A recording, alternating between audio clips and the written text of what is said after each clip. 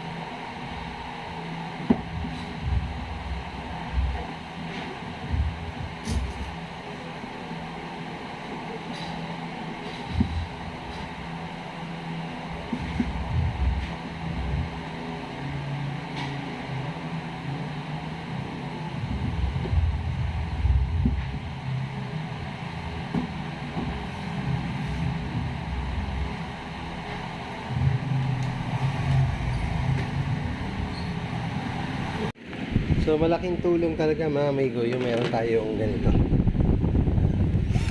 Yung pagtagdas lang mga tornilyo, pag-iigpit.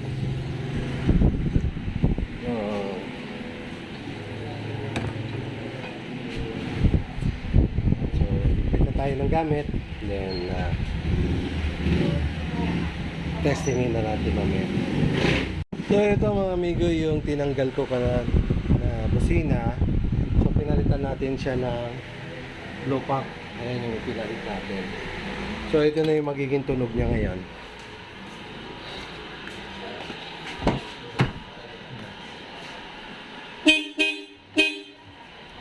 So malakas na.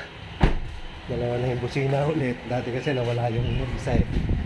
So ito, nakabit na natin yung mga lock niya. So ganito lang naman kasimple paglagay ng lock. Then press. So yan,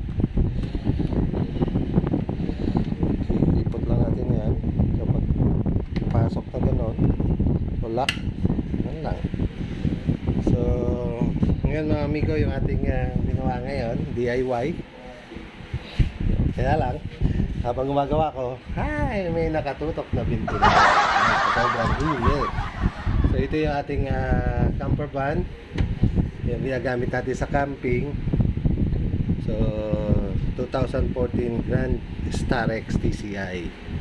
So yan ang makina niya, TCI. So ngayon pogi na ulit. Katatakutan na naman siya pag bumusina. Kasi nung nakaraan bumubisina na ako, akala tricycle yung dala ko. What? Motor. Ngayon sasakyan na, 4 wheels na.